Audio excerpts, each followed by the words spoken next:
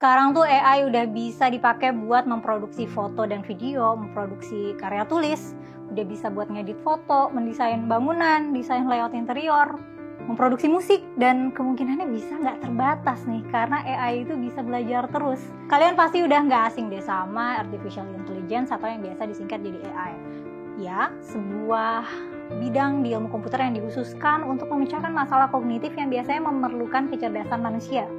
Ada berbagai pendekatan dalam pengembangan AI kayak machine learning, artificial neural networks, logika, sampai natural language processing. Nah, dengan itu semua, itu memungkinkan AI untuk mempelajari pola-pola dari data yang ada, terus mengekstrak informasi yang bermanfaat dan ngebuat sebuah prediksi atau decision making. Nah, ini canggih banget ya nggak sih? AI itu bisa digunakan di banyak bidang, kayak pengenalan wajah, sistem rekomendasi, pengolahan bahasa alami, pengenalan suara, dan masih banyak lagi. Dan pastinya AI ini masih bakal berkembang terus. Jadi dia bakal punya potensi untuk mengubah banyak aspek kehidupan manusia ya. Terutama di bagaimana manusia bekerja. Tanpa sadar ataupun enggak, kita di kehidupan sehari-hari seenggaknya udah berinteraksi dengan satu jenis AI sejak lama ya, kayak Google atau Siri yang ada di Apple, atau bahkan Spotify yang juga menggunakan AI buat ngasih kita rekomendasi musik berdasarkan preferensi dari penggunanya. Nah, kira-kira menurut orang-orang nih gimana ya AI itu? Apakah masyarakat merasa AI itu membantu pekerjaannya atau malah bikin takut kehilangan pekerjaan? Simak selengkapnya bersama aku Mela hanya di Pro Kontra.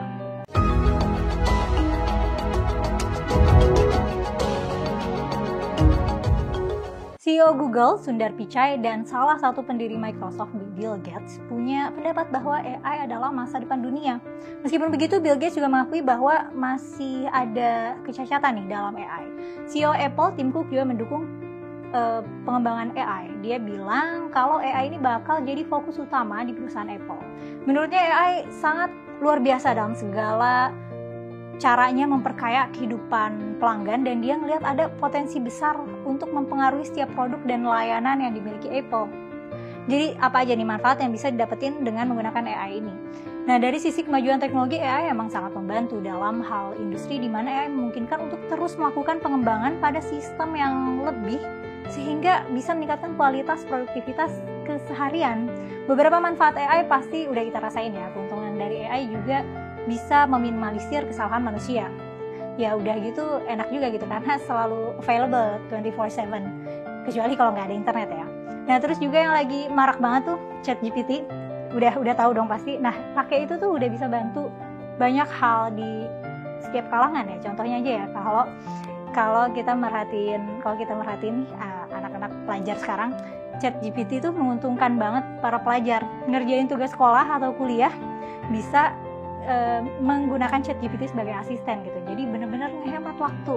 Bahkan ChatGPT bisa bikin puisi hingga lirik lagu. Terus juga dengan adanya ChatGPT versi 4, para pengguna tuh bisa bantu membuat makalah penelitian, buku, berita, email, dan pekerjaan berbasis teks lainnya. Ya meskipun belum sempurna dan masih melakukan kesalahan di sana sini, tapi ya itu tadi, AI bisa belajar terus. Nggak cuma sampai di situ, AI mulai juga ada di dunia seni nih. Gambar buatan AI udah mulai masuk ke tahap komersial. Misalnya aja aplikasi Lensa yang bisa bikin avatar di iOS dan Android. Dari aplikasi itu aja, Lensa udah menghasilkan uang sebesar 8 juta US dollar di Desember 2022. Adobe Stock juga udah ngumumin kalau mereka bakal ngejual stok gambar yang dihasilkan AI mulai dari bulan Desember 2022 lalu. Nah ya, ini benar-benar udah canggih banget. Kita bisa digambar pakai AI dalam waktu yang cepet banget. Di Inggris ada seorang insinyur bernama Amar Rishi yang menggunakan AI untuk membuat cerita anak dalam waktu beberapa hari aja. Jadi dia menggunakan AI buat bikin naskah buku dan prom ilustrasi, terus dia cuma tinggal gabungin naskah sama gambar aja. Padahal biasanya bikin buku anak kayak gitu bisa menghabiskan waktu sampai setahun, tapi dengan bantuan AI jadi cuma butuh waktu 72 jam. Perlu kita sadari dengan kemajuan dan terus berkembangnya AI dapat menimbulkan tantangan dalam hal keamanan dan privasi ya.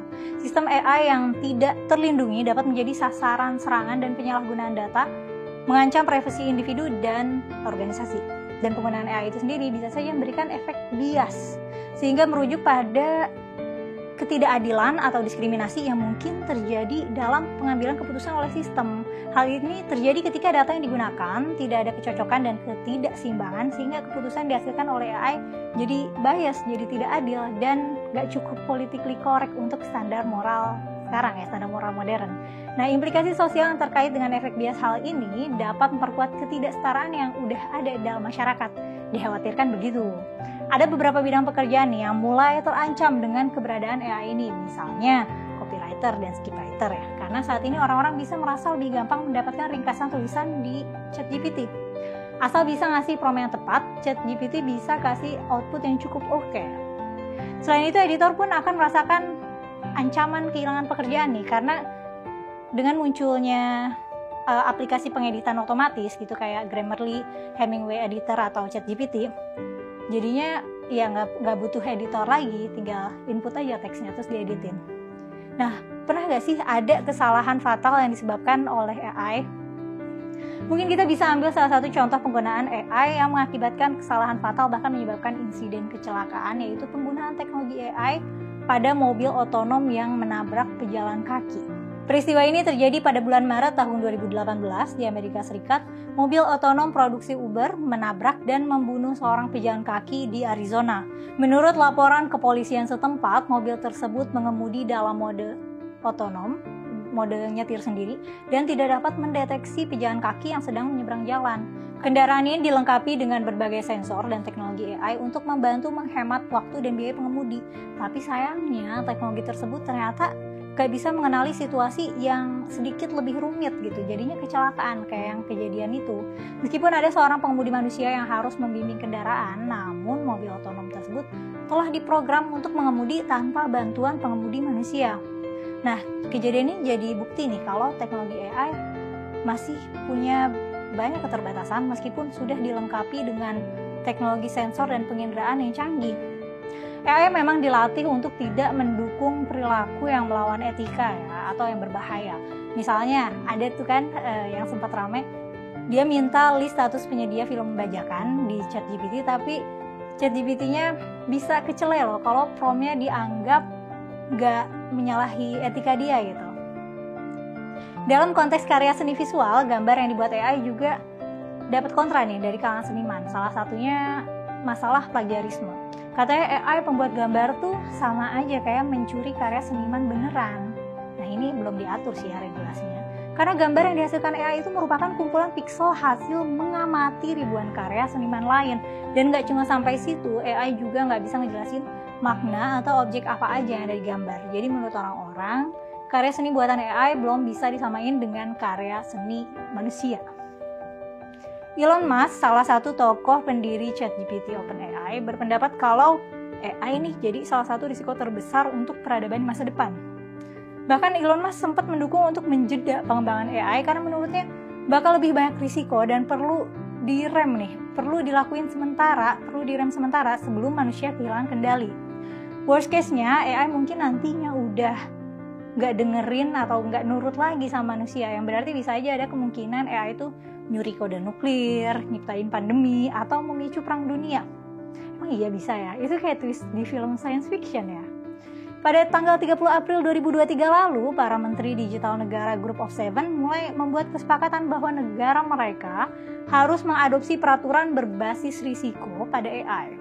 Anggota Parlemen Eropa juga mulai memperkenalkan undang-undang AI untuk mengatur penggunaan alat AI seperti ChatGPT contohnya. Nah, dari ulasan di atas kayaknya AI emang nggak perlu disangka lagi kalau soal ngebantu pekerjaan manusia ya. Tapi ya bisa aja nantinya malah bikin banyak orang kehilangan pekerjaan nih, karena udah nggak dibutuhin lagi SDM di beberapa pekerjaan.